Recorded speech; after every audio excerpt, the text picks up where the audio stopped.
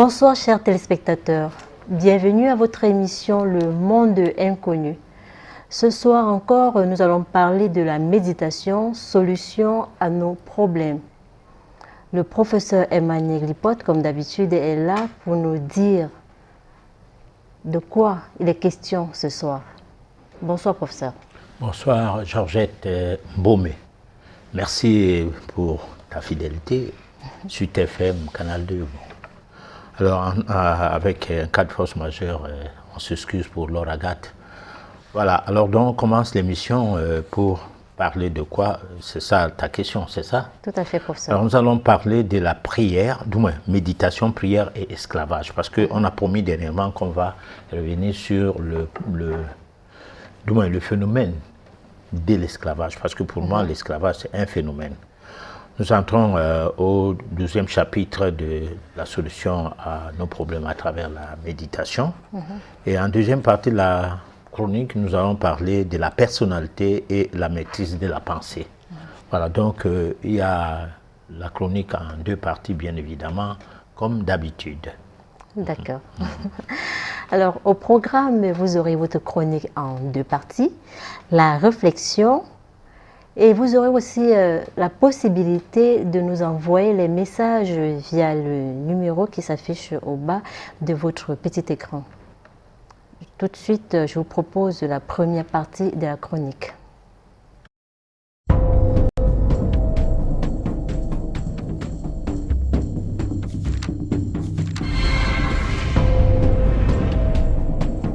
Méditation, la solution à nos problèmes. Méditation, prière et esclavage. Chapitre 12. Lors de la dernière édition, nous avons relevé la question de survie. C'était pour dire que tous ceux qui sont en situation de survie mentale, surtout, sont incapables d'avoir la possibilité de s'activer à la prise de conscience sur leur spiritualité. Cela se remarque tous les jours par rapport aux problèmes dont les populations de notre planète en sont régulièrement sujets, surtout celles qui se disent modernes et civilisées.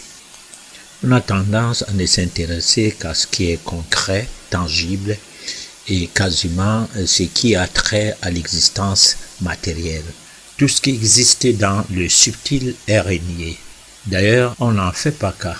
En effet, c'est ce qui conduit à un endormissement pour toujours de l'être intérieur qui prévaut.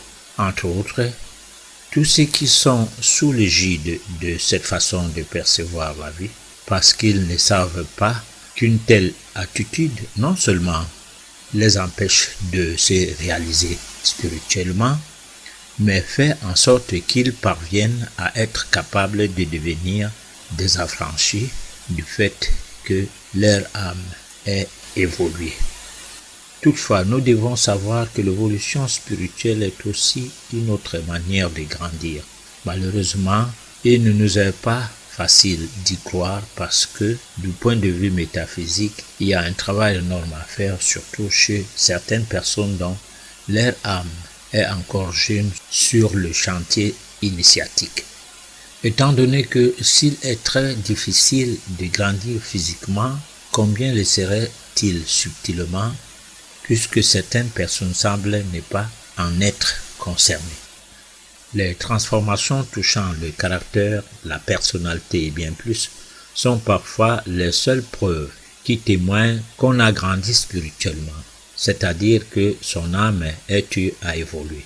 À moins qu'on ne soit une vieille âme, déjà, où l'évolution ne tarde pas à se manifester. Mais en grandissant physiquement, c'est tout le monde qui s'en rend compte de l'évolution que connaît ce corps physique par ses modifications en taille, par exemple. Cela se passe de même du côté du monde minéral, car certaines pierres grandissent aussi, du monde végétal et bien plus du monde animal.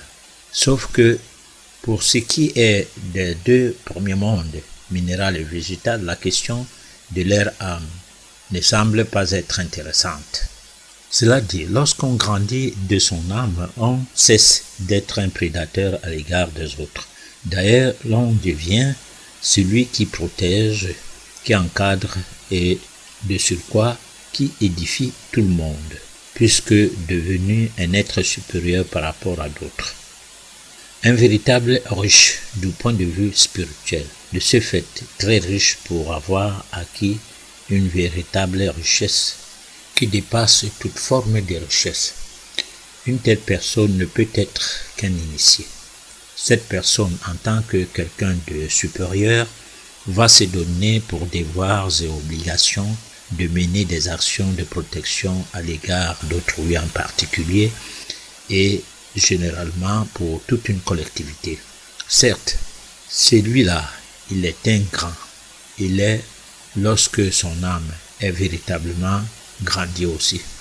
À ce stade de son évolution, il est difficile que cette personne fasse du mal à autrui parce qu'elle sait qu'il lui revient de protéger la masse populaire de la planète, toutes couleurs confondues, auquel cas c'est qu'il ait failli spirituellement à son devoir et obligation contre lui-même. Une telle personne n'a pas besoin de pratiquer la prière pour agir à l'intérêt d'autrui, voire à l'intérêt des autres créatures de Dieu, même s'agissant de la donne créationniste par exemple. Elle n'est non plus cette bête de somme qui, dans sa barbarie, assujettit autrui pour en faire esclave et l'exploiter à sa guise, de fois mettant à sa portée des livres prétendument de Dieu, non seulement pour le détruire physiquement seulement, mais aussi détruire son âme. Une grave atteinte à la marche de l'évolution de la divinité de son semblable. Les enseignant que le chemin indiqué est bel et bien celui de l'enfer et du paradis. Cette catégorie d'esclaves de toutes les époques antiques et modernes n'a qu'une chose, c'est de prier, pas plus, pour sortir de leur misère et de gagner le salut après la mort. La méditation n'est pas son affaire, sauf s'il faut confondre la méditation à la prière qu'ils ont toujours eu à pratiquer. Résultat, la prière ne peut sortir personne de l'esclavage, surtout l'homme noir, car elle est une plateforme dépendante du code noir par exemple. Ce code qui est aidé à anéantir le pouvoir des Noirs depuis toujours. Mais la méditation peut bien sortir n'importe qui de l'esclavage, de la néocolonisation, voire de la servitude.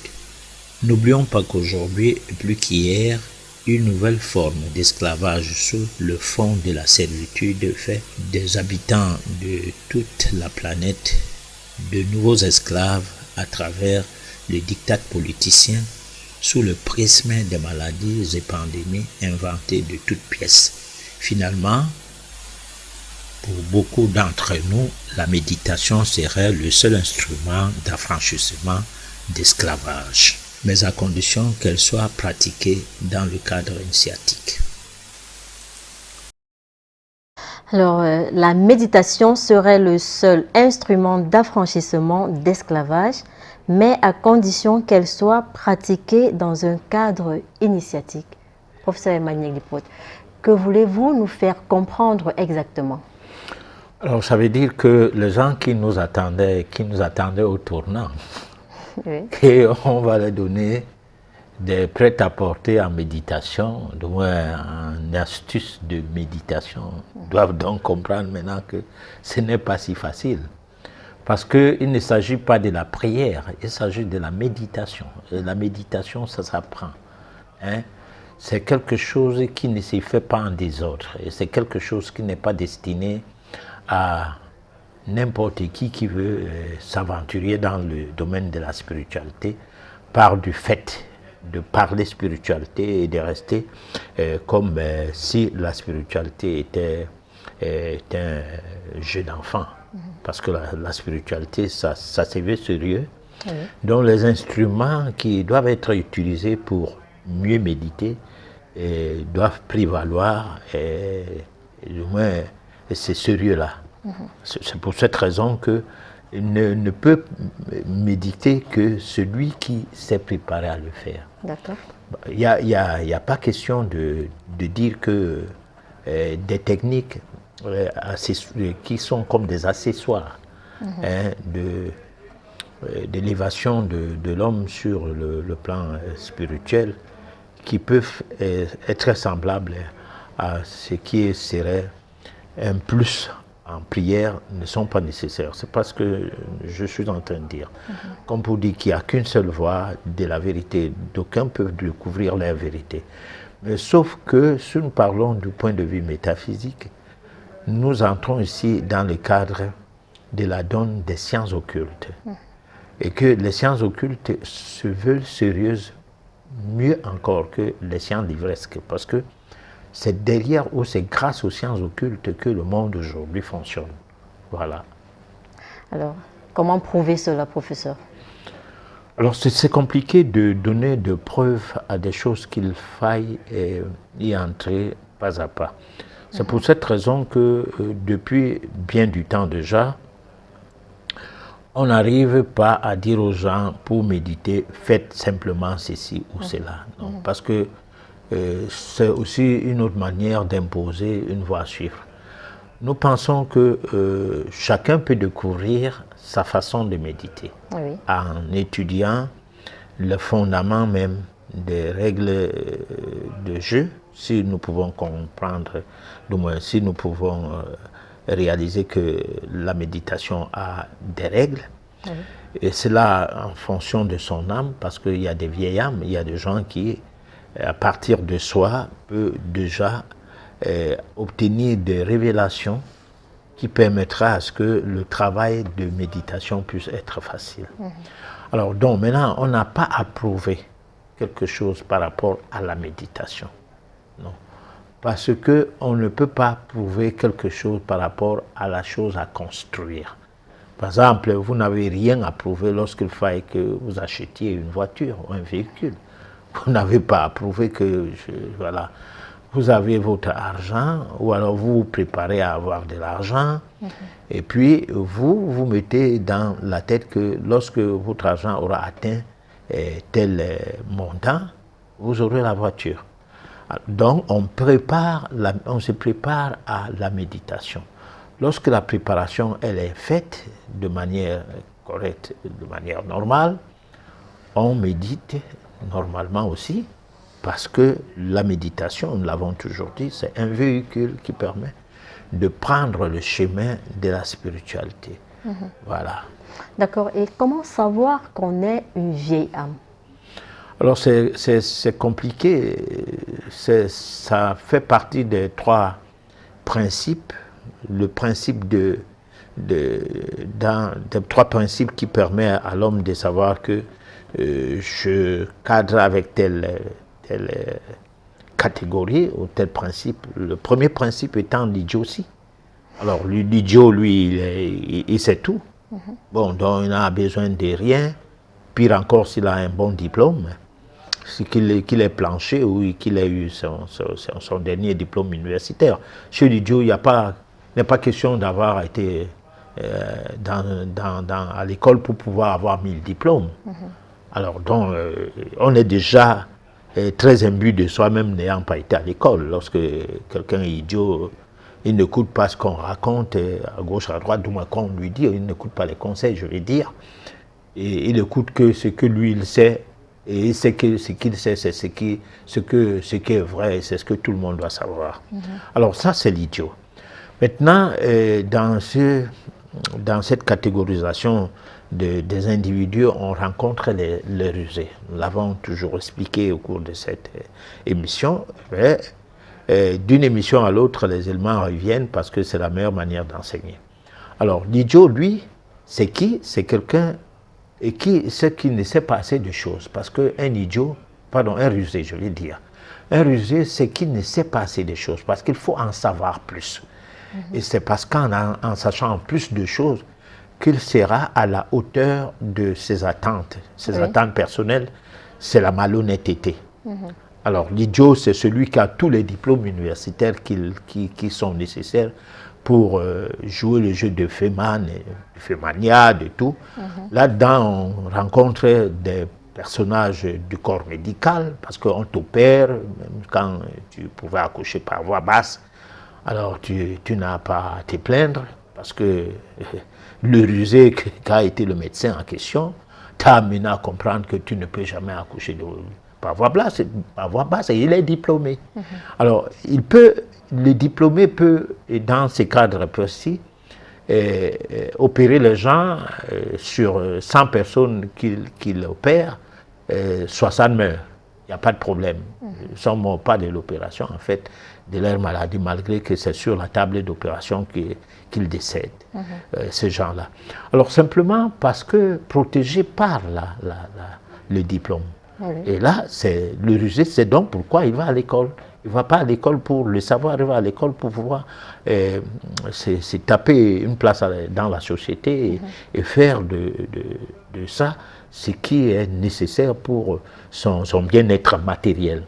Alors, donc le rusé n'est pas du domaine de la métaphysique, ni du domaine de la spiritualité, ni du domaine de la morale. Parce que derrière ça, c'est un peu un fond de malhonnêteté, encensé ou béni par le temple du savoir qu'est l'université. Alors maintenant, lorsque on entre dans un autre cadre, je vais répondre à ta question, ne t'inquiète pas, on entre dans le cadre des personnes sages. Oui. Les personnes sages ne vont pas à l'école, sauf parce que on ne va pas à l'école parce qu'on veut, mais parce qu'on a les parents qui vous obligent d'aller à l'école. Voilà. Ça ne veut pas dire que tous les gens qui ne vont pas à l'école sont des sages, non.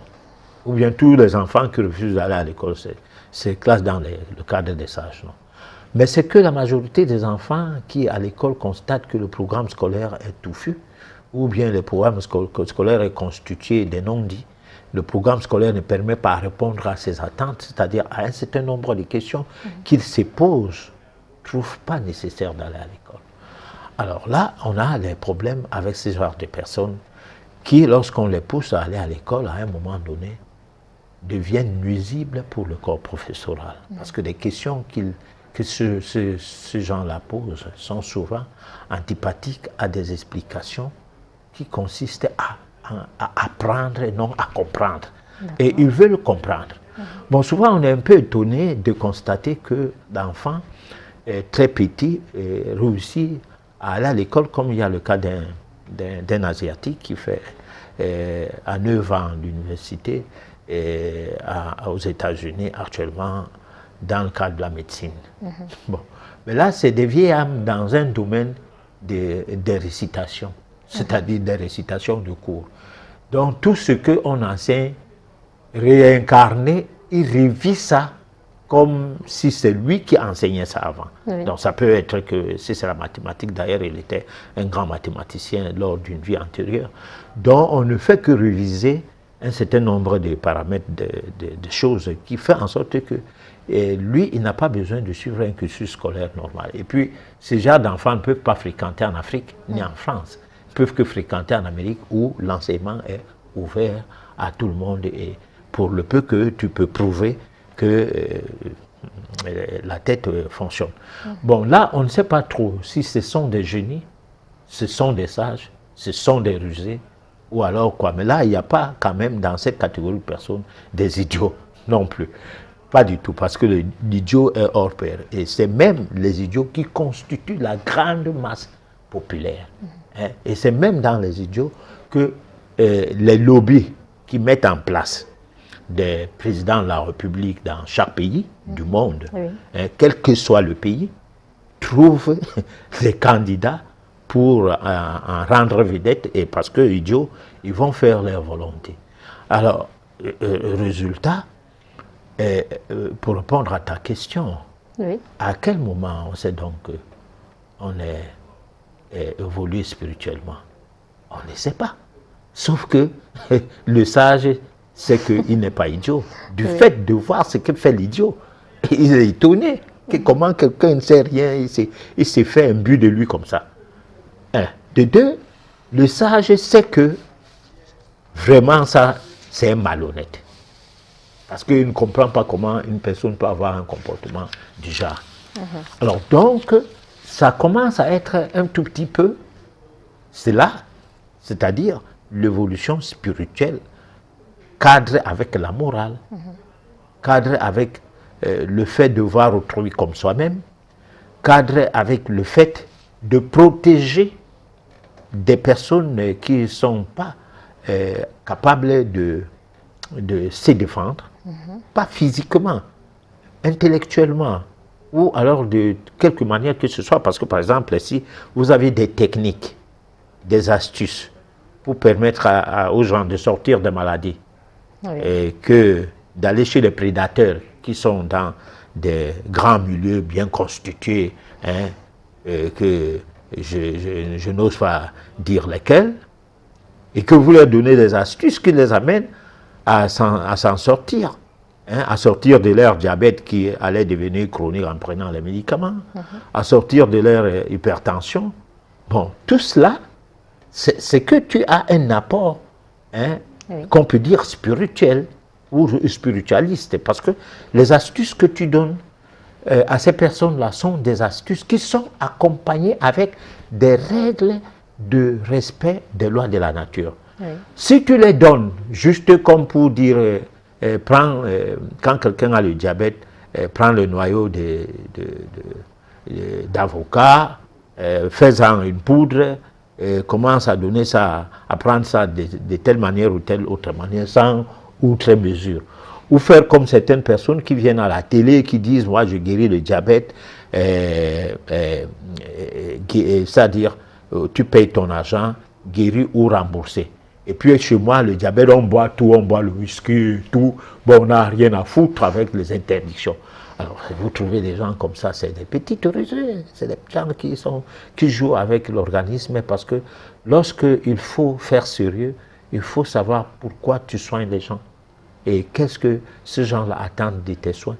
Et qu'est-ce que tu les donnes comme conseil par rapport à une alimentation ou par rapport aux boissons. Donc voilà à peu près le travail d'une personne qui évolue déjà spirituellement. Voilà. D'accord. Nous allons passer à la deuxième partie de la chronique qui parle de la personnalité et la maîtrise de la pensée. La personnalité et la maîtrise de la pensée. Dans la vie de mener à bien nos méditations, donnons-nous la peine d'étudier tout d'abord les méandres de nos pensées.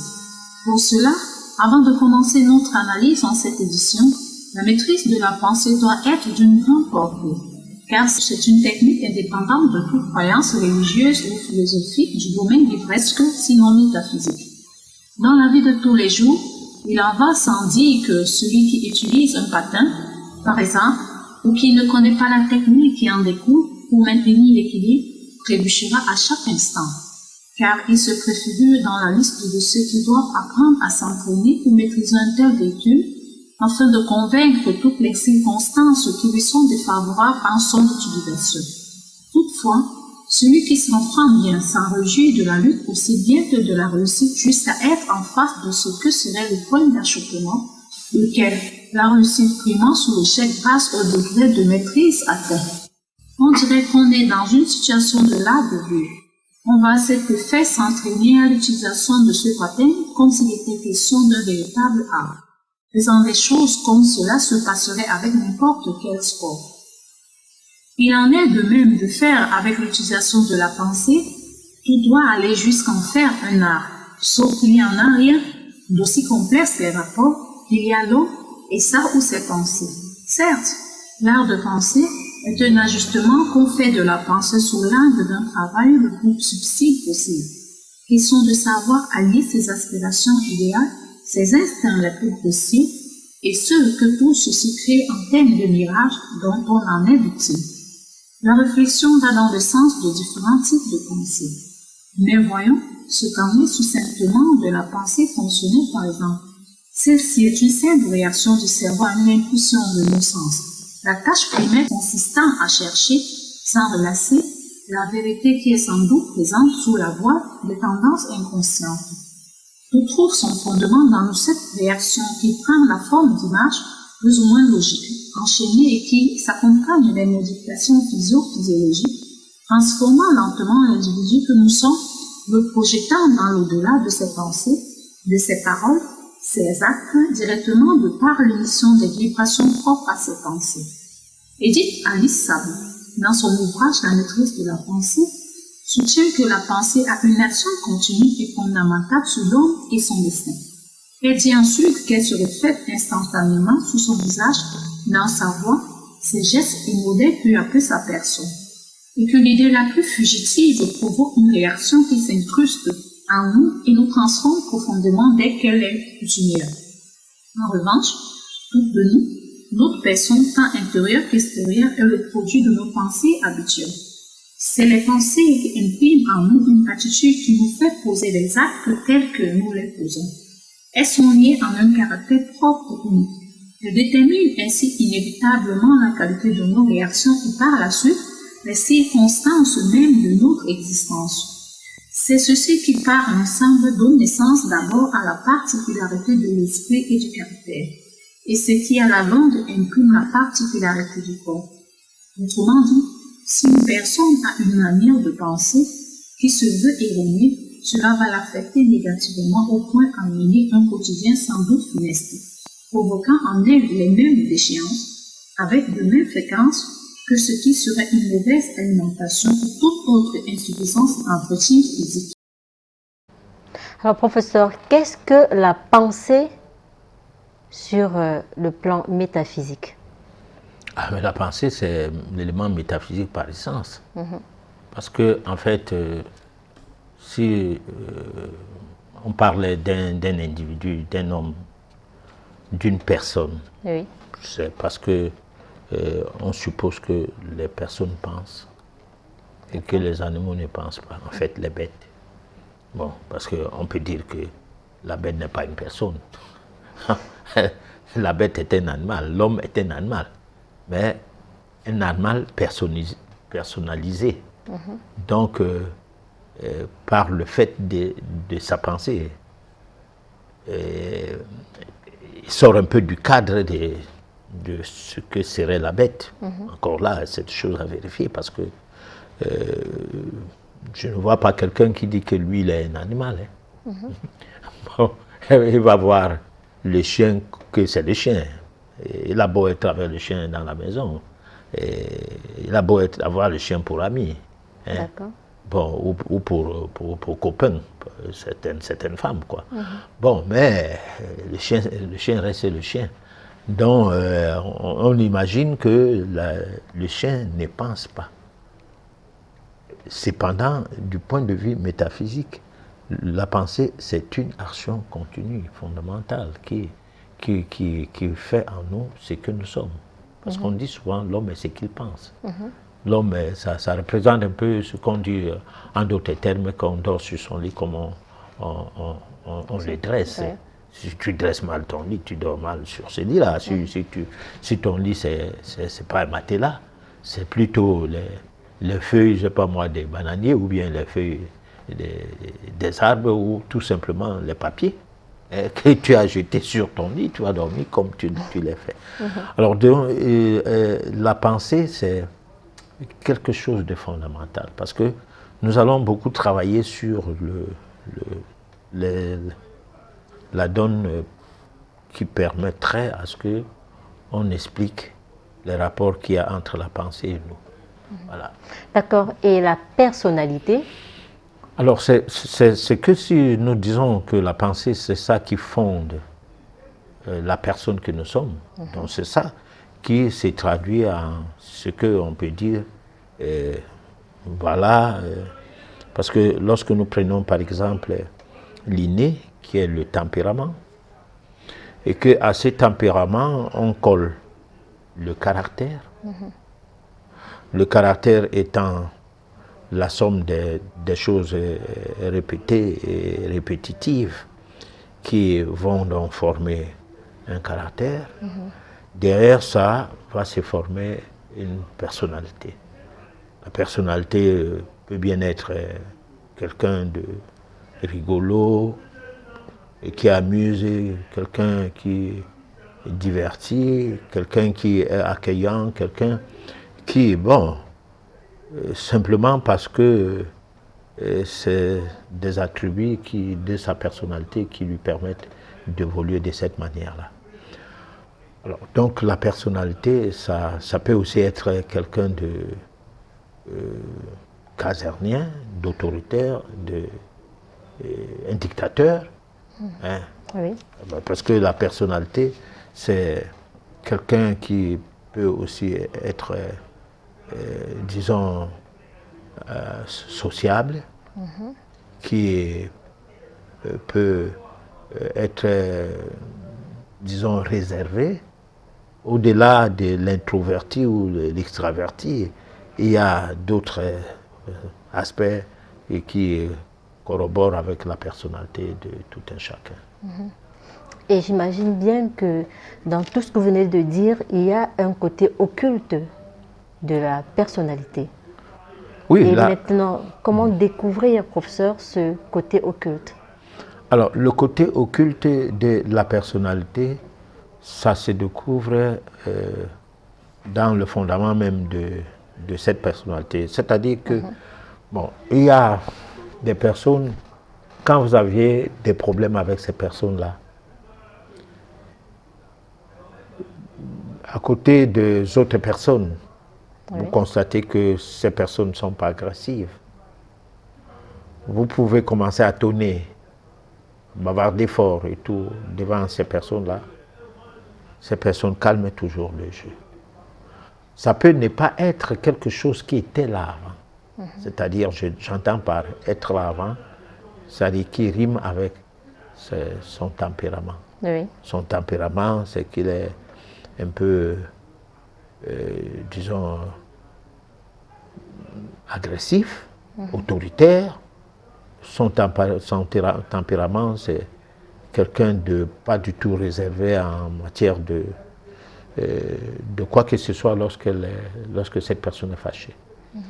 Mais ayant développé un certain nombre de mécanismes liés à sa personnalité, du moins par rapport à son environnement et par rapport à sa spiritualisation, bon, il peut arriver qu'à un moment donné de sa vie, à un certain âge, cette personne commence à écouter plus et non à parler plus. Adopter la clé d'or de l'existence dans le silence. Oui. Et derrière ce silence, il parlait plus que de bavarder. Alors donc là, la personnalité, on peut dire que ça a muté, sa personnalité est mutée de cette manière à ne plus être la même personne qui était avant. Et là, c'est ce que la méditation peut apporter à une personne. C'est ça. Ça peut être le développement personnel, je ne sais pas moi quoi. Bon, pour autant le dire. Ça peut aussi être le fait de devenir chrétien, ou je ne sais pas. Parce que chacun a une manière d'appréhender les choses, même quand on est dans un milieu où on y est, peut-être pas par réfraction, mais on y est parce qu'on ne peut pas aller ailleurs. On ne se sent pas mieux ailleurs, on se sent mieux dans ces milieux. Parce que vous pouvez être un chrétien qui se moque même du prêtre et du pasteur, de par leur comportement, en disant, regardez ces gens-là, et disent des choses qu'ils sont incapables de pratiquer. Ça te plaît de rester chrétien. Mais en fait, tu n'es pas un chrétien comme les autres. Parce que tu as avalé ton ego. Hein? Et tu as développé en toi d'autres attributs qui font de toi quelqu'un qui a de la personnalité. Mais sauf que des fois, on est dans ces milieux, professeur, pas parce qu'on veut, mais des fois, on est comme condamné, comme manipulé. Alors, comment manipuler une personne? Comment on fait pour manipuler la pensée d'une personne? Alors, les pensées de tout le monde dans notre monde d'aujourd'hui est manipulée. Si vous êtes thérapeute Oui. de la médecine alternative, ne soyez pas étonné que vous soyez confronté à des situations telles que un monsieur entre dans votre cabinet et vous posez des problèmes de virus. Il dit j'ai l'hépatite ou j'ai le sida. Alors, quelqu'un qui a été formé en médecine alternative, c'est que c'est du pipeau. Mais tu ne peux pas dire ça à ton malade, du moins assez potentiel malade, que du moins, assez potentiel, cette potentielle personne qui voudrait que vous vous occupez d'elle, parce que Oui. je ne veux pas dire client, parce qu'en médecine alternative, on ne fait pas de malades des clients. Bon, c'est des personnes en souffrance, donc il faut voler au secours. Ça n'a rien à voir avec la clientèle. Alors, si vous les prenez pour les clients, vous les consultez comme les médecins le font. Oui. 15 minutes, allez, on t'envoie balader avec un papier pour faire tes analyses ou bien pour faire quoi. Et on n'a pas le temps à perdre. Alors qu'en médecine alternative, la formation voudrait qu'on fasse au moins 2 heures avec une personne. Et il y a des cas où vous pouvez... 2 heures de consultation. Minimum. Et il y a des cas où vous pouvez renvoyer la personne 3 fois de suite. C'est-à-dire que les premiers jours, vous consultez la personne pendant 2 heures. Vous entrez dans une phase d'échange, hein, sans créer de la familiarité, mais d'échange sérieux. Et puis, deuxième phase, vous essayez de voir son environnement, quels sont les problèmes vraiment qui sont liés à sa vie par rapport à son environnement. Et puis, la troisième phase, c'est de voir si la personne comprend même le mobile même de ses plaintes. Parce que quelqu'un qui te dit j'ai l'hépatite, ou bien je ne suis pas ludéen, c'est quelque chose qu'on lui a dit. Fondamentalement, il doit dire ce qu'il ressent. Parce qu'on ne sait pas, peut-être qu'on lui a dit des choses à tort. Oui. Il ne sait pas. Il fait confiance à des personnes là. Mais sauf qu'un bon diagnostic se traduit par une bonne guérison. Pourquoi donner l'impression que le diagnostic est bon, mais pourquoi à la fin on dit telle maladie ne guérit pas? Bon, ça veut dire que le diagnostic n'était pas bon. C'était un certain diagnostic. Alors, les gens qui ne raisonnent pas, entre guillemets, je m'excuse vraiment, je n'insulte pas les gens, mais je suis obligé d'utiliser certains mots pour essayer de choquer un peu les esprits pour que les gens se réveillent. Quand même, ils ne sont pas des moutons, des caniches chez le vétérinaire lorsque vous vous retrouvez devant un thérapeute. On est capable de poser toutes les questions à un praticien au quartier, mais jamais une seule question à un médecin. Bon, pourtant, le médecin, c'est un prescripteur. Bon, donc, il faut, à un moment donné, que les gens qui se plaignent de leurs maux soient capables de se cultiver, de se poser des questions par rapport à leur vie, et de trouver des réponses à ces questions d'abord par rapport à eux-mêmes, afin d'amener le problème à ce que le secours leur soit porté. Il ne faut pas prendre tout le problème déposé entre les mains de quelqu'un qui ne sait pas comment tu es né, comment tu as passé ton enfance, comment devenir adolescent, qu'est-ce qui s'est passé, et qu'aujourd'hui dans la vie active, qu'est-ce qui t'intéresse comme nourriture, comment tu en manges, comment tu digères. Comment ça dire qu'il y a tout un tas de choses qu'il faut décrypter. C'est pourquoi il faut prendre du temps, discuter avec une personne et voir quels sont les médicaments qu'on a bu, quels a été des effets indésirables de ces médicaments qui se sont transformés en pathologie et qui ont rendu ton cas chronique. Tout cela, hein, ça fait partie du travail d'éveil que chacun de nous doit avoir. Parce que l'éveil n'est pas dire je fais la méditation, je suis spirituel, hein, moi. Hein. Mais non. Lorsque on a envie d'évoluer sur le plan spirituel, c'est qu'on a aussi envie de comprendre le b.a.-ba de sa vie. De sa vie. Et le b.a.-ba de sa vie commence par l'envie de savoir qui on est. Connais toi-même. Mais alors, est-ce que cette consultation de plus de 2 heures se fait une fois ou alors ça se fait chaque fois qu'on est malade? Alors, mais c'est pas le malade qui sollicite la consultation de 2 heures.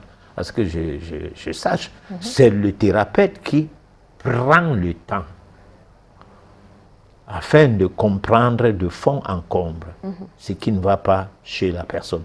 Parce que même en métaphysique, lorsqu'il faille utiliser des méthodes comme le scanner occulte qu'on appelle la voyance, il y a des limites. Parce que d'un voyant à un autre, c'est pas la même chose. Il y en a qui voient plus que les autres. Hein? De même comme du voyant au clairvoyant, c'est le jour et la nuit. Le clairvoyant n'a pas besoin de support. Tu t'assieds et il commence à te raconter tout ce qui t'amène. Il te dit d'abord ce que tu penses. Avant que tu n'ouvres la bouche, qu'il t'ait déjà tout expliqué. Tu es étonné que, mais attends, on lui a parlé de moi, il me connaît où? Et après, il te dit tout cela, arrête ça. Il n'y a rien de tout cela. Voilà ce que tu as comme problème. Bon, ça, c'est le clairvoyant. Et la clairvoyance, c'est en quelque sorte des dons, soit qu'on développe, soit qu'on ne développe pas, qui sont déjà là. Voilà. Bon, donc, je voudrais dire que le malade ne vient pas en disant « consulte-moi pendant 50 heures ou toute une semaine ». Non. C'est quelqu'un de pressé. D'abord que dans notre monde aujourd'hui, surtout l'Africain que nous sommes, où les champions du monde en médicaments, c'est eux qui nous ont colonisés. On va partout pour prendre le médicament. Parce qu'on est dans un championnat du monde de consommation de médicaments. Il faut être le premier à avoir plus consommé des médicaments pour après pleurnicher de son sort. Alors, donc, c'est la personne qui consulte et qui doit se faire sérieuse. C'est-à-dire, elle doit dire, la personne là n'est pas venue me donner de l'argent en cadeau. La personne là est venue pour que j'essaye de trouver une solution à son problème. Bon, maintenant, ça ne veut pas dire que du fait d'avoir consulté 2 heures du temps, 3 heures du temps, que tu as réussi à guérir quelqu'un. Non. Il y a des gens, tu as beau passer du temps avec, ce qu'il a dans la tête, c'est que tu lui perds du temps. Donne-lui des médicaments vite. Bon. On est habitué à ce... Oui, tu lui perds du temps. C'est-à-dire, je ne sais pas pourquoi, c'est va-et-vient, tu le renvoies demain, aujourd'hui et tout. Mais non, c'est quelle histoire ça? Bon. Alors, ça veut dire que tout le temps que tu prends à investiguer pour comprendre ce qui ne va pas dans sa vie, c'est ton problème là-bas. Lui, son problème, c'est le produit qu'il doit avaler tout de suite et que ça se calme à l'instant, jusqu'à vouloir te poser, ou même à poser des questions que... Alors, quand on commence comme ça, j'aurai combien de temps pour guérir? Partout où il a bu les médicaments, il n'a jamais posé cette question.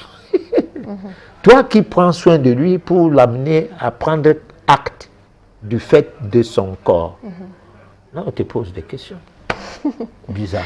Oui, mais professeur, il y a un problème. J'aimerais comprendre ceci. Alors, le médecin, si je peux appeler cela comme ça, le médecin, il prend 5 à 15 minutes pour consulter. Par contre, la médecine, dans la médecine alternative. La médecine alternative prend au minimum, le praticien prend au moins 2 heures. Doit prendre au moins 2 heures du temps. D'accord? Alors, si vous avez affaire à 30 malades par jour, comment vous faites pour vous en sortir? Bon, alors, première chose, pourquoi avoir 30 malades par jour? On a 30 malades par jour parce qu'on n'a jamais guéri les malades. Et le nombre de malades ne fait qu'augmenter, augmenter. Si à la télévision, 100 personnes vous suivent et que ça soit comme là maintenant il y a les vidéoconférences, voilà. 100 personnes vous suivent, vous leur donnez chacune, vous prenez toute la journée. Vous ne faites rien d'autre. Ça veut dire vous commencez les consultations le matin, mais vous consultez en vrac, en bloc. Ça veut dire c'est 100 personnes qui sont de l'autre côté, chacun dans son coin, comme ça en est le cas aujourd'hui. Et puis chaque personne vous pose la question concernant son problème.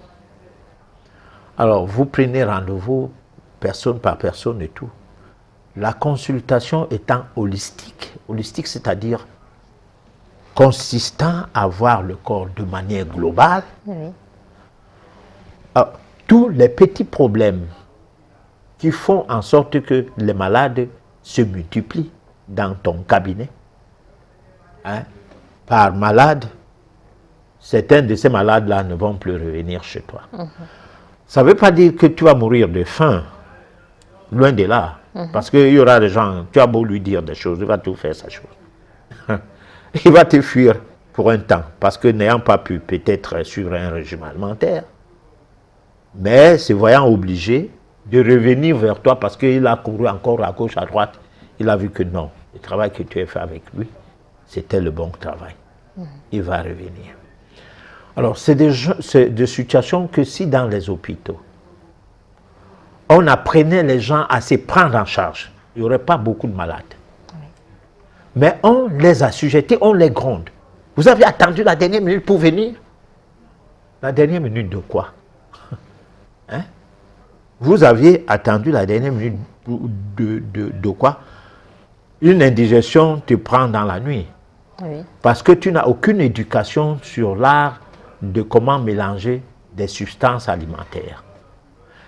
Pour ne pas être en phase avec l'interférence des molécules ou des particules de certains aliments qui sont éliminés à d'autres. Voilà que à une certaine heure de la nuit, hein, il y a un tiraillement dans ton corps qui t'oblige d'aller voir le médecin. Et le médecin de nuit, c'est un médecin qui supporte trop des difficultés parce que lui-même il est menacé par le sommeil. Les infirmières, alors n'en parlons pas. Tu vas te faire bien gronder. Bon, cependant, si on t'écoute, on te dit une autre fois, ne viens plus ici. Quand tu as un problème comme ça, fais ceci, fais cela. Parce qu'eux-mêmes ont été formés pour pouvoir savoir ça. Parce que le mal est qu'ils ne savent pas, ils savent prescrire. Ils n'écoutent que pour le médicament, ils n'écoutent pas pour le malade, de ce qu'il a. C'est-à-dire, on doit relativiser le diagnostic qu'on obtiendrait des plaintes par rapport aux médicaments à prescrire.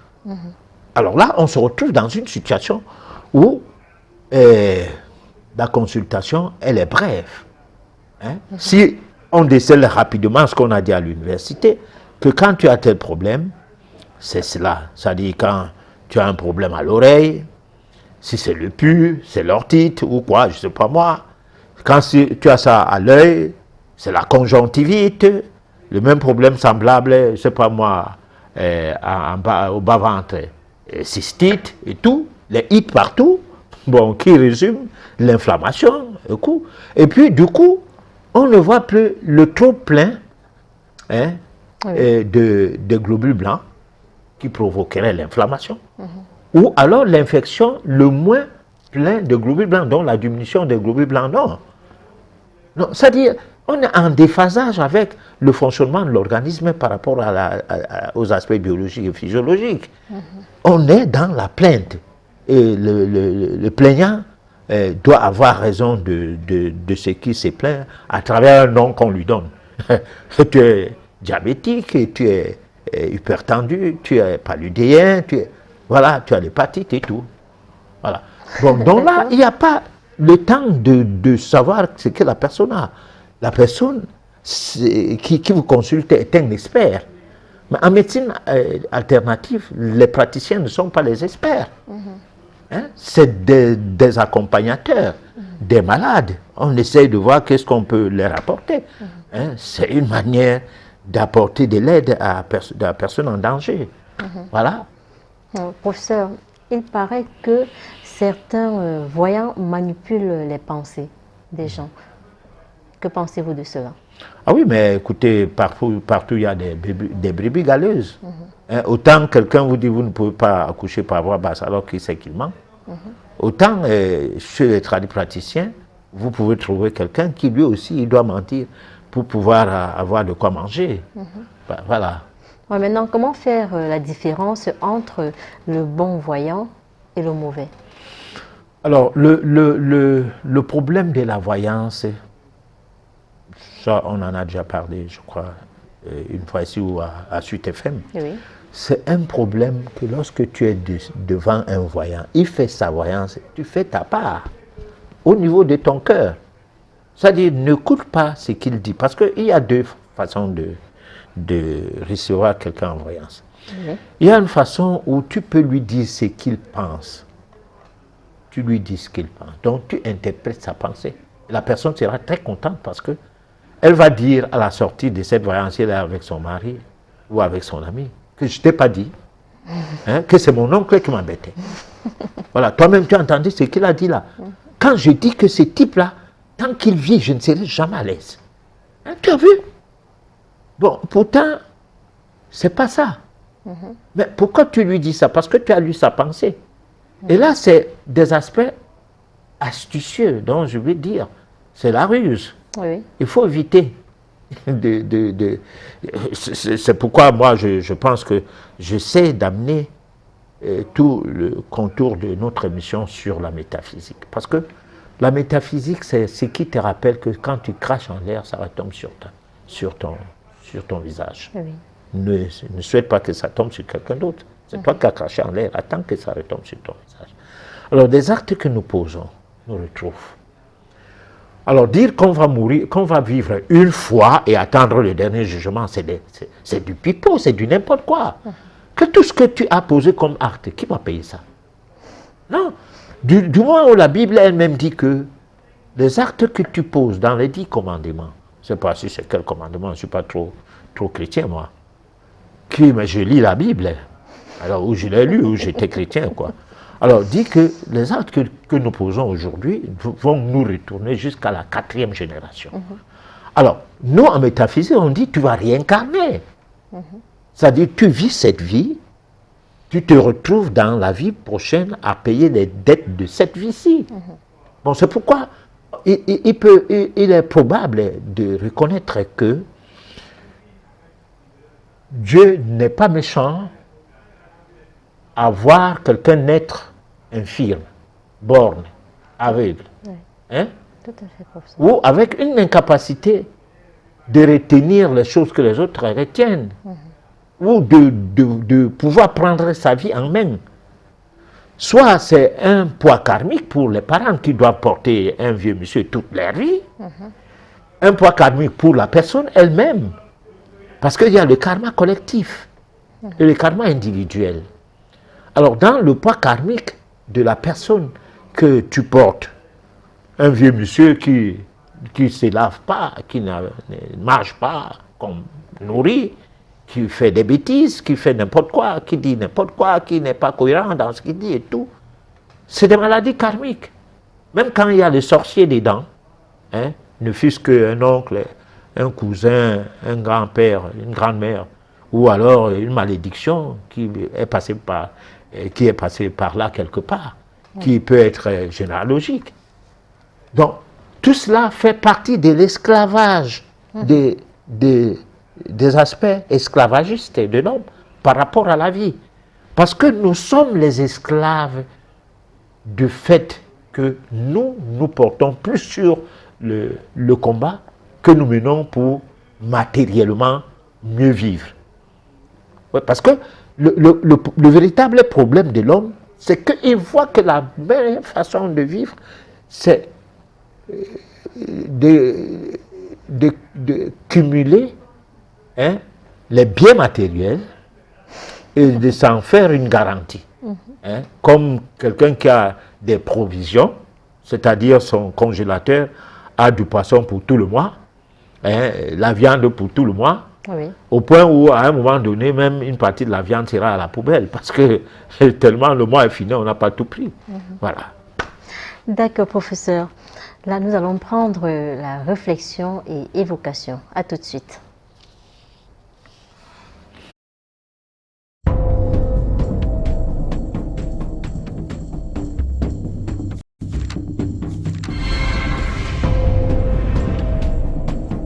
assassins, ce sont eux les assassins. Ceux qui, depuis 1 an et demi, nous foutent dans des prisons, jouent avec nos nerfs, jouent avec nous, jouent avec nos enfants, qui aujourd'hui veulent faire vacciner nos enfants, qui aujourd'hui nous foutent des masques à longueur de journée, qui aujourd'hui nous emprisonnent, qui aujourd'hui nous empêchent de vivre, qui aujourd'hui nous empêchent de voir nos grands-parents, qui aujourd'hui nous empêchent de vivre notre propre vie. J'ai 5 enfants. Je veux dire, il y en a 2 qui sont ici dans les coulisses. Je veux dire, ces gosses ne peuvent pas vivre depuis 1 an et demi. Vous trouvez ça normal? En raison de quoi? En raison de quoi? Dites-le moi. Une pandémie. Le taux de mortalité, il est infime ici. Il est infime, le taux de mortalité, on le sait. On est dans une dictature aujourd'hui. Et les assassins, ce sont eux. D'accord? Moi, j'ai été présentateur sur les chaînes de télé. J'ai été présentateur, et vous le savez, sur France Télévisions, j'ai présenté le Soir 3. J'ai toujours été super bien noté. Personne n'a dit que je délirais dans ma vie. Alexandra Orion-Caude, il se permet de dire, cette espèce de crétin en face de moi. Il se permet de dire qui c'est cette femme? C'est la généticienne numéro 1 qui est au CNRS. Qui est au CNRS, enfin. Comment vous pouvez dire ça? Mais pas du tout. Mais pas du tout. Elle n'est pas désavouée par qui? Par vos copains. Par vos copains, tout simplement. Et c'est scandaleux ce que vous dites. D'accord? Donc, vous essayez. Qu'est-ce que vous voulez faire maintenant? Vacciner nos enfants? C'est ça, les piquer? Les piquer comme des sales bêtes qu'on envoie à l'abattoir? Mais c'est scandaleux ce que vous faites. Vous êtes... Oui, et nous, on nous traite de complotistes, de conspirationnistes. D'abord, un journaliste, il doit douter de ce que dit le gouvernement. Vous n'êtes pas obligé de nous traiter Blachier ou un assassin. Lui, je ne Vous n'avez pas le droit de nous traiter d'assassin. Je vais vous dire un truc. Vous n'avez pas le droit de nous traiter d'assassin. Vous lui avez demandé si vous voulez... On lui a demandé s'il voulait faire vacciner ses enfants. Il a dit non. J'ai vu ça juste avant de venir. Vous n'avez pas le droit de nous traiter d'assassin. Donc je ne mets pas du tout dans le même saut. Vous parlez correctement. Ok? Je n'ai aucun de respect pour vous. L'intelligence artificielle, gardez-la pour vous. Allez. Pourquoi vous vivez en Belgique aujourd'hui? C'est pour vos impôts que vous vivez là-bas? Vous venez sur tous les plateaux ici et vous allez en Belgique pourquoi? S'il vous plaît, Laurent.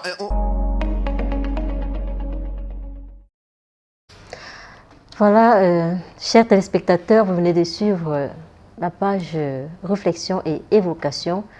Le professeur Emmanuel Lipote a sûrement un commentaire. Oui, mais là, je suis obligé de commenter, malgré que nous ne commentons pas ce genre de choses souvent. D'accord. Mais ça fait un peu un genre. C'est-à-dire bon, parce que dans la chronique, on a dit tout à l'heure qu'il y a des nouveaux esclaves, une nouvelle forme d'esclavage. Bon, ça ne sert à rien de dire aux gens que l'esclavage a été aboli, ou c'est l'esclavage de couleur de peau qu'il est question, alors que les esclaves ont toujours été partout. L'Afrique avait des esclaves entre Africains, les Européens avaient des esclaves entre eux, hein? Et même la déportation des gens hors du continent européen vers ce qu'ils appellent le nouveau continent, hein, puisque quand tu es en Amérique, on appelle l'Europe le vieux continent, par rapport du fait que c'est eux qui ont des noms à donner. Alors donc, il y a une certaine forme de diktat. Et cette diktat-là, ça ne se comprend pas. À un moment donné, ça révolte. Hein, ça révolte. Bon, mais le noir que nous sommes, nous, on n'a pas le droit de se révolter. Bon, parce que tu ne peux pas voir ce genre d'intervention entre journalistes et journalistes en Afrique. C'est rare. Nous, c'est Covid, c'est tout. Hein. Nous faisons du suivisme.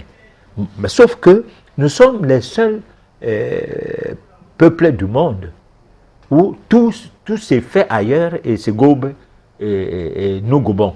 Alors que nous, ce que nous faisons ailleurs, on ne gobe pas. C'est-à-dire, on n'a pas besoin de nous, sauf lorsqu'il faut jouer au football, c'est pas moi, obtenir de bons résultats. Du moins, lorsque notre action se porte utile d'un genre à nous exploiter. Voilà. Mais nos choses, quand on vient en Afrique, la matière première, oui, mais pas la nourriture. On mange pas de nos nourritures. Mais les leurs qui sortent des usines et qui sont cancérogènes parfois et tout, mais non, c'est les meilleurs de nourriture. Et c'est à nous de devenir aussi intelligents. Voilà. D'accord. À présent, nous allons lire vos SMS. C'est le SOS téléspectateur.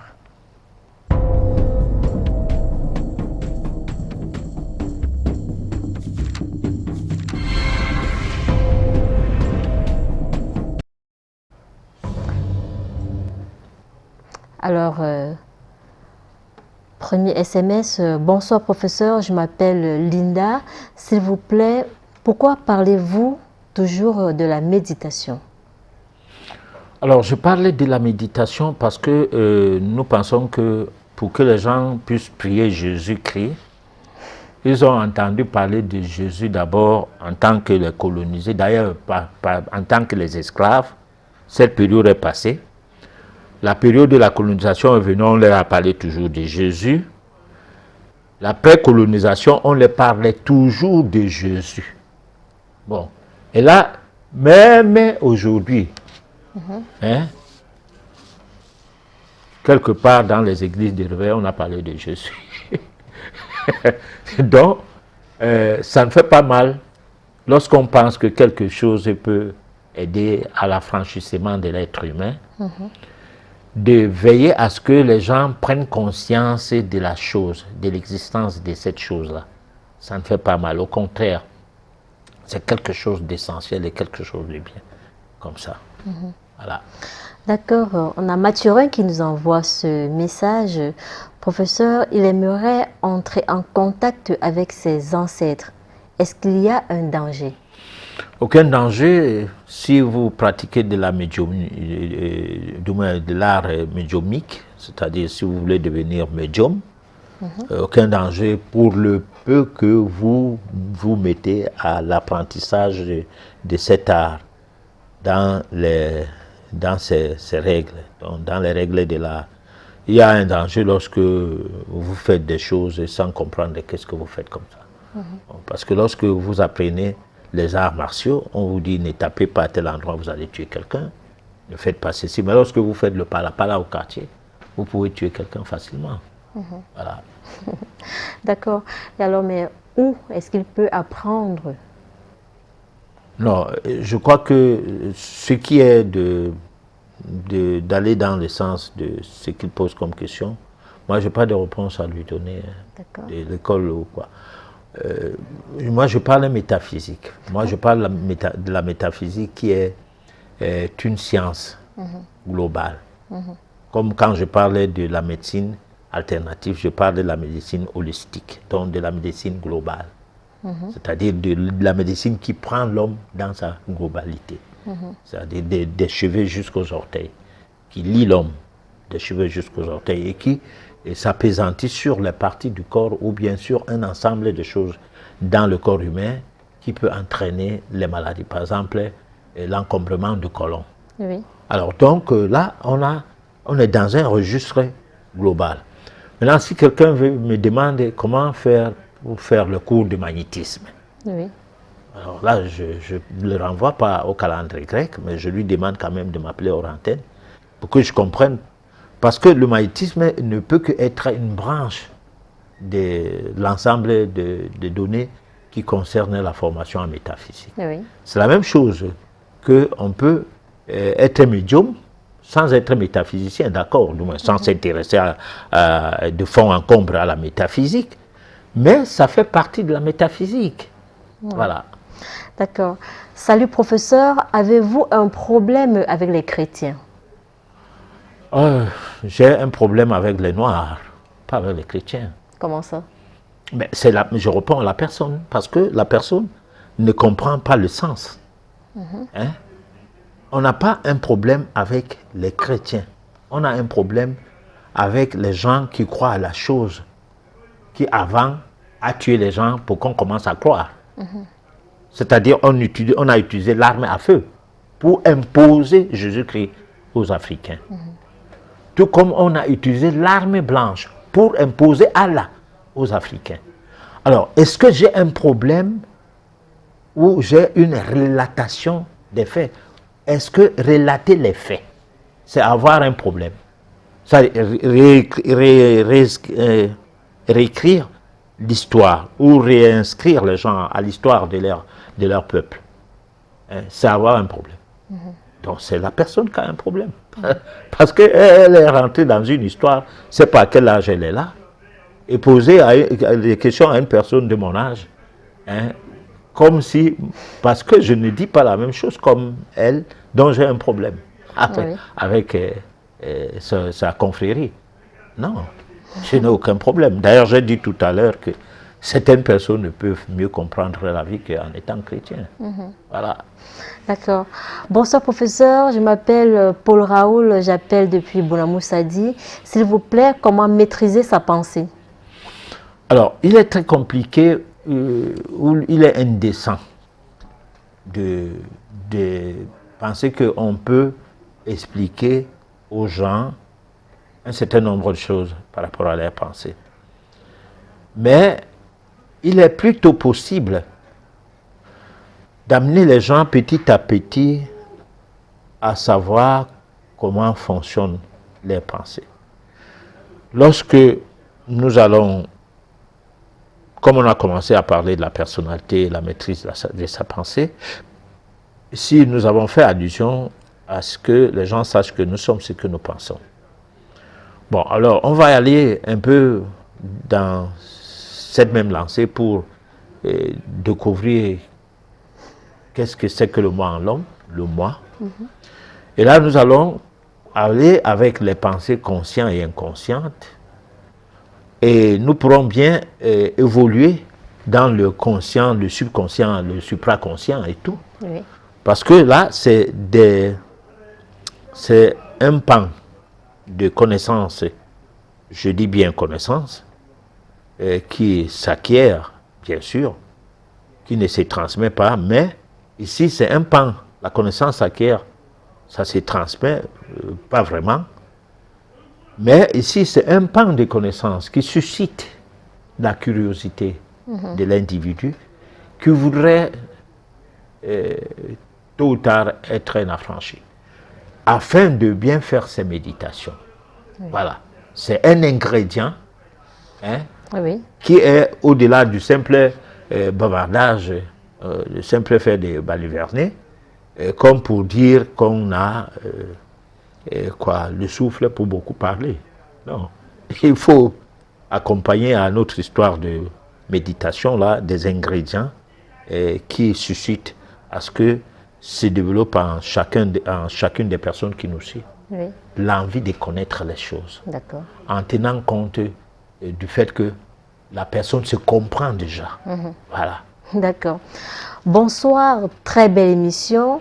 J'ai une préoccupation, s'il vous plaît, que veut dire ce dont chaque fois je suis en train de nager dans l'eau et parfois traverser l'eau et parfois je me trouve en train de m'envoler en l'air comme l'aigle.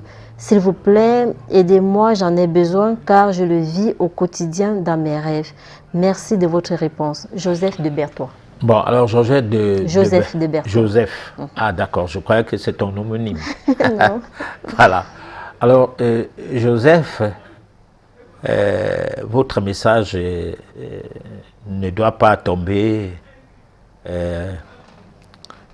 dans une réponse à sensation. Parce que une réponse à sensation, c'est un peu ce que font certains de nos amis. Ils s'asseyent à la télé, ils donnent des recettes. Bon, ces recettes-là, on n'a pas le temps de les vérifier. Moi, je pense que c'est pourrait qu'on essaye d'étudier pourquoi ces phénomènes. Et cette étude-là nécessite à ce que, je crois que la personne peut m'appeler hors antenne. Voilà. Bon, que moi, je décrypte plutôt ce qu'il y a. Parce que dans les rêves, il y a plusieurs phénomènes. Il y a les rêves que on a toujours rêvé lorsqu'on a une peur, lorsqu'on a buté par une peur. La peur de perdre son épouse, la peur de perdre son mari, la peur de perdre son travail, la peur de perdre un procès, la peur même de mourir de sa maladie. Parce qu'on a grossi ta tête avec un diagnostic qui fait peur. On dit tu as l'hépatite. Et on dit ça ne guérit jamais. Bon, l'hépatite c'est difficile à soigner, machin et tout. Le diabète encore, bon voilà, ou le sida. Alors cette peur-là fait en sorte que le fonctionnement hormonal de l'hypothalamus, en passant par les autres glandes endocrines, jusqu'aux glandes à canaux endocrines, à canaux comme le pancréas, le foie, on se retrouve dans un bourbier de nuits qui ont des messages Oui. qu'il faut absolument interpréter. Alors, l'interprétation de ces messages-là peut tomber dans une illusion où quelque peu de choses échappent complètement à la personne qui interprète le message. C'est pourquoi même dans les livres d'interprétation de messages, pour un problème de mort, vous pouvez trouver plusieurs interprétations. D'accord. Pour un problème de nourriture que j'ai mangé dans la nuit, tu trouves plusieurs interprétations. Bon, et puis parfois ça ne s'accorde pas d'un livre à un autre. D'accord. Bon, donc moi je pense que pour mieux comprendre les phénomènes nocturnes, il faut rentrer dans le méandre de la science occulte, qui voudrait qu'on aille dans les choses de la nuit et faire des décryptages. Voilà. Donc, Joseph peut vous appeler hors antenne. D'accord. Bonsoir, professeur. S'il vous plaît, définissez-moi rusé, idiot, sage. Je redéfinis. Voilà. La redéfinition, je dis, les idiots sont imbus d'eux. Et c'est des gens qui, lorsqu'il a un diplôme, d'abord, lorsqu'on les voit souvent à la télé, lorsqu'il a un débat, quand il est coincé par manque d'arguments, parce qu'ils n'ont pas l'esprit discursif, alors il va dire, je suis quand même diplômé d'État. Par exemple, souvent j'écoute un médecin qui dit à un autre, vous ne savez pas grand-chose de la science.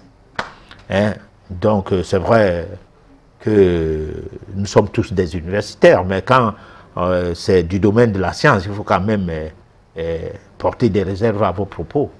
Bon, alors qu'un médecin n'est pas un scientifique, c'est un prescripteur des médicaments. Bon, peut-être il est scientifique s'il est un urgentiste, parce qu'en urgence, il faut de la science un peu. Si vous n'avez pas de connaissances scientifiques, vous ne pouvez pas intervenir. Lorsque quelqu'un est dans une situation où il a un accident, où il a, c'est pas moi quoi, et de vie ou de mort. Oui. Bon, souvent là, on utilise, franchement, là, c'est le côté scientifique qui prend le dessus. Bon, mais un généraliste et un petit spécialiste et tout. Bon, donc, je crois que ça se comprend ce que je dis. Voilà. D'accord.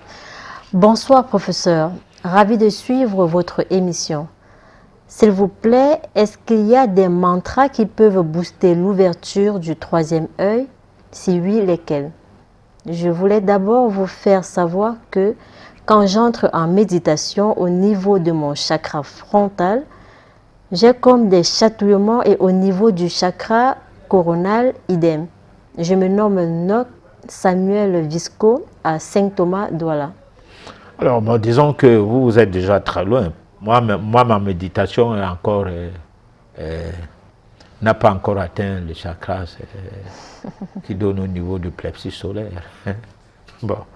De toute façon, le développement du chakras, c'est quelque chose qui cadre avec des vieilles âmes. Beaucoup plus que des gens qui sont en train d'apprendre. Parce que ceux qui apprennent déjà doivent avoir et réguler leur apprentissage au niveau du B.A.B.A. qui passe par le système alimentaire. Il faut maîtriser ce qu'on consomme. Donc maîtriser sa santé. Oui. Ne pas avoir des pathologies, ne pas avoir des indigestions et qui fait en sorte que vos vibrations ne sont plus au top. Comme ça, votre aura prendra un coup. Non. Maintenant, me poser des questions directement sur les chakras, ce n'est pas hors sujet. D'accord. Mais seulement, ce n'est pas des questions préparées. Parce que nous allons parler des chakras lorsque le moment est venu, et il le faudra bien. Voilà. D'accord. Bonsoir madame, je m'appelle Kamara Omar depuis Conakry. Je voudrais savoir si selon le professeur, la méditation met l'homme au-dessus du mal. Mais oui. La méditation empêche à ce qu'on commette le mal. La méditation empêche à ce qu'on ne sache pas établir la différence qu'il y a entre le mal et le bien. Mais maintenant, on ne peut pas y arriver simplement parce qu'on est assis, on dit je médite. Non. C'est ce que je suis en train d'expliquer depuis là. Nous sommes au 12e chapitre de ce que serait la méditation face à nos problèmes. Si nous avons des problèmes dans la vie, nous voulons méditer pour résoudre ces problèmes, c'est aller vite en besogne. C'est comme quelqu'un qui a des problèmes de nourriture, mais n'a même pas encore acheté les vivres au marché, qu'il est en train de penser qu'il va manger tout de suite. Ah mais non. D'accord. Bon, ou bien il cherche les raccourcis, il part acheter les spaghettis, il prend les œufs, il frit, il dit qu'il mange. Tu n'es pas en train de manger. Tu es en train de se calorifier. Tu es en train de prendre les calories. Bon, mais là, ce n'est pas nourrir le corps. Le corps, c'est pas... Parce que les calories, c'est juste un peu de la chaleur. C'est l'unité de valeur des calories, c'est la chaleur. Donc, tu réchauffes un peu ton intérieur pour distraire tes cellules qui commencent à réclamer quelque chose pour leur équilibre. D'accord. Voilà. Ok. Merci pour l'enseignement. Si je peux entrer en contact avec mes ancêtres, c'est bon. Mais s'il s'est déjà réincarné, comment faire? C'est Mathurin qui nous envoie Alors, ce message. les ancêtres qui se sont réincarnés, c'est une question bien mûrie. Hein? Écoutez, il y a une chose. Est-ce que, là, je vais aller terre à terre. D'accord. Parce que la question là est bien mûre. Ce n'est pas un enfant qui pose une question comme ça. C'est une personne mûre, même si la personne n'est pas âgée. Alors, nous parlons de réincarnation. La personne pose la question vraiment qui voudrait bien qu'on donne une explication sérieuse. D'accord. Alors, maintenant, je pose la question à la personne, ou bien alors je dis à la personne, est-ce que chez vous, à la maison, il y a les photos de vos ancêtres? Par exemple, la photo de son grand-père, s'il est décédé, ou de son père. Si c'est oui, ça veut dire que vous pouvez travailler avec cette photo, même si ton père est à réincarner. Parce que la photo la représente en termes de vibration quelque chose de précis pour ta vie. Ouais. Alors, mais maintenant, ton père a réincarné. Il n'est plus ton père. Peut-être il est ton enfant. Parce qu'il n'est pas interdit que quelqu'un réincarne et vient naître dans ta famille. Hein? C'est comme un enfant décède, tu perds un enfant, le même enfant revient. D'accord. Bon, avant on n'y croyait pas, mais les gens ont expérimenté ces choses et ont constaté que c'est vrai. C'est pourquoi je dis, moi, relate les faits, je ne dis pas mes choses qui me plaisent. Alors donc, réincarné ou pas réincarné, il y a la tombe. Les tombes ne vont pas s'effacer parce que les gens ont réincarné. Et certaines personnes sont même dans les caveaux. C'est-à-dire, le corps de certaines personnalités qui ont, avant de mourir, bien voulu qu'elles aient des caveaux, ces personnalités-là, leur corps repose dans un caveau. De génération en génération, on peut le voir. Parce que aujourd'hui, le système de la momification des corps a pris depuis l'Égypte ancienne, a continué. Donc, on peut toujours avoir des cadavres à sa disposition. Mais ces cadavres-là, c'est le corps physique qui a le double éthérique qui se manifeste sous forme de fantôme. qu'on peut télécommander avec un médium et échanger avec, comme si tu parlais avec ton père. C'est la même chose qu'on voit dans les vidéos. Hein?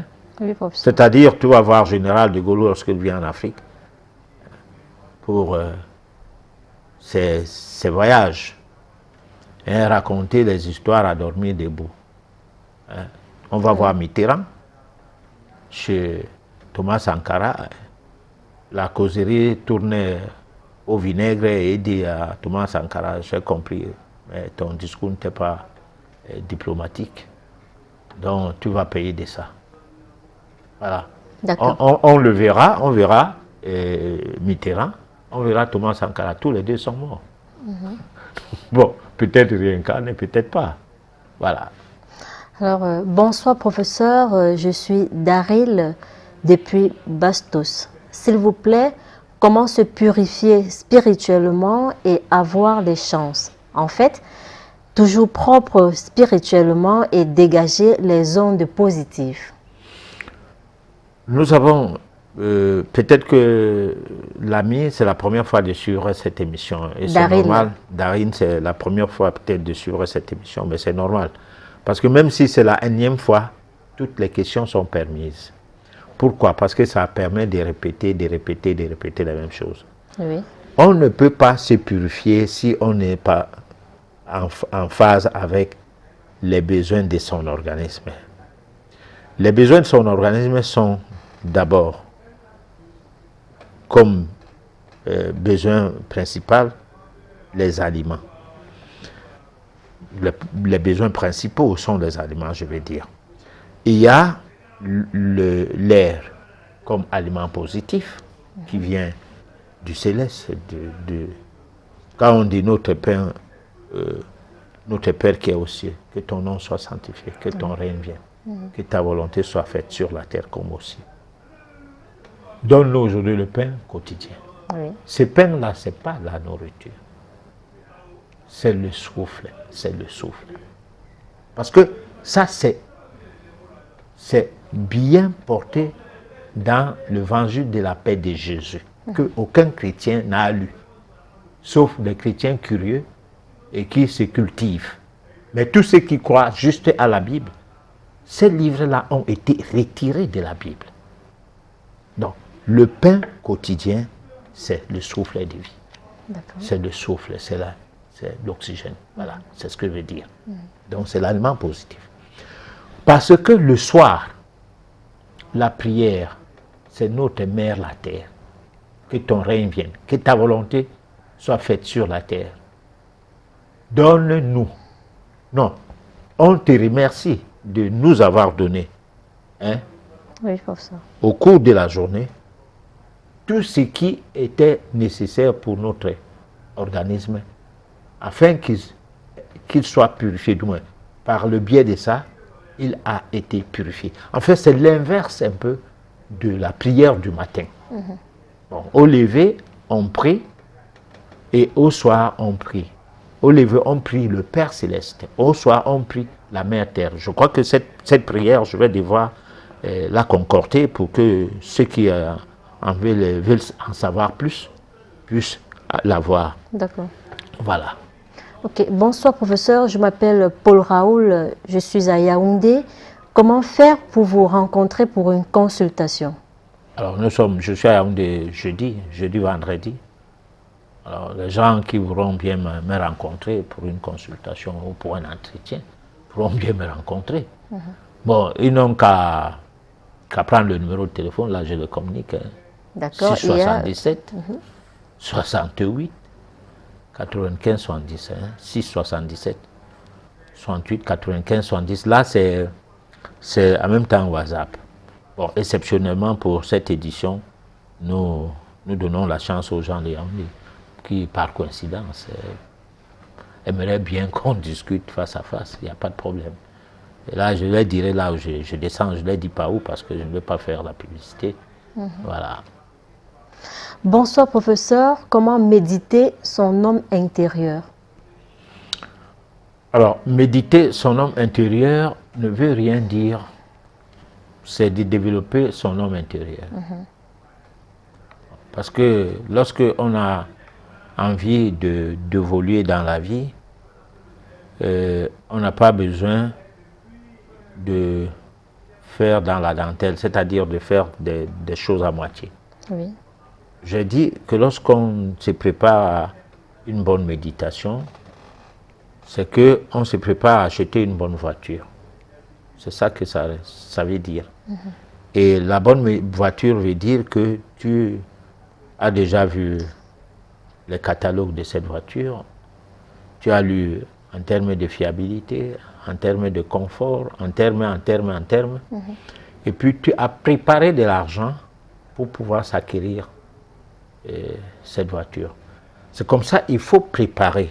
Il faut se préparer pour pouvoir acquérir la voiture qu'on appelle la méditation, afin de rentrer sur le sentier qui conduit à la divinité, passant par la spiritualité. Voilà. D'accord. Bonsoir professeur, je m'appelle Bana Claude. J'ai pas bien compris la définition de chakras. Je viens de Dizangué. Alors, le mot chakra, c'est un mot sanskrit. Ce sont des mots de l'Asie.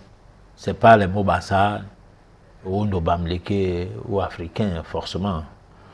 Bon, mais comme nous parlons métaphysique, la métaphysique, c'est une science mondiale qui n'est pas trop versée dans la régionalisation des sciences occultes, qui va dans le sens des pratiques de la magie noire parfois. Ces croyants pratiquent la métaphysique. Alors, on dirait que les chakras, ce sont des points focaux, bon, parce qu'il y a 7 chakras principaux, mais il y a des milliers de chakras dans le corps. Bon, donc plusieurs points focaux, où se trouve la ramification des nerfs sensitifs et tout. Bon, mais ces points-là sont des points qui dégagent une énergie et qui sont comme quelque chose qui peut s'expliquer lorsqu'on parlait par exemple de système circulatoire. On peut parler de système sanguin, système lymphatique et le système énergétique. Donc ça forme une roue. Ça va du chakra, c'est de la zone du sexe, au chakra, c'est de la zone de la tête, chakras par chakras, jusqu'à chaque fois que votre développement spirituel va dans le sens évolutif, un des chakras là se développe au même moment, ou bien alors en développant un chakra, le développement spirituel suit. Bon. Donc nous allons arriver à ça, nous ne pouvons pas courir dans le sac. Pour le moment, nous sommes encore dans le sac. D'accord. Bonsoir professeur, je n'arrive pas à me défendre dans les rêves lors des attaques. Parfois, pour m'enfuir, je me retrouve en train de m'envoler. Puis-je avoir une interprétation Mouyo Junior? J'ai dit tout à l'heure. Oui, j'ai dit tout à l'heure que les rêves, les gens m'appellent hors antenne. C'est mieux. Bon, il y avait une personne qui demandait tout à l'heure qu'on redéfinisse l'idiot, le rusé et le sage. Oui. Bon, on a commencé à dire que l'idiot, c'est quelqu'un qui sait tout, il a un but de lui, pire s'il a un diplôme. Le sage, c'est quelqu'un qui sait qu'il ne sait pas assez de choses parce qu'il faut en savoir plus. Et là, il tombe dans la recherche d'un savoir de fémania. C'est là où on trouve les gens avec plusieurs diplômes universitaires. Bon, le sage, c'est quelqu'un qui sait qu'il ne sait rien. C'est-à-dire, c'est qu'il sait, c'est qu'il ne sait rien. Sauf qu'il sait quand même que ça, c'est un idiot et ça, c'est un rusé. C'est tout. D'accord. Voilà. Bonsoir, professeur. Vous faites des formations, on veut être médium. Je pense que toutes les questions du genre doivent être posées en antenne, parce que ce n'est pas un cadre pour expliquer ce genre de choses. D'accord. Voilà. Bon, bonsoir professeur, je m'appelle Victorine depuis Yaoundé. J'aimerais avoir votre contact pour une consultation. Alors, Victorine, depuis Yaoundé, on a donné le contact, mais utilisez le même numéro demain, on vous sera, le contact vous sera donné parce que nous sommes à la fin de l'émission. D'accord. Pour ça, peut-être une exception, peut-être... Le numéro, c'est 677 68 95 70. Doucement. 677 68 95 70. D'accord. Voilà. Alors, professeur... Ça va? C'est en même temps le WhatsApp. Voilà. D'accord. Alors, professeur, nous sommes arrivés au terme de cette émission. Alors, nous sommes toujours dans le fin. registre de la méditation. Je crois que ne vous en plaignez pas, les choses iront bien. C'est ça. Chers téléspectateurs, nous avons été ravis de vous savoir nombreux à l'écoute de cette édition. Nous vous donnons rendez-vous la semaine prochaine à partir de 23h. Au revoir.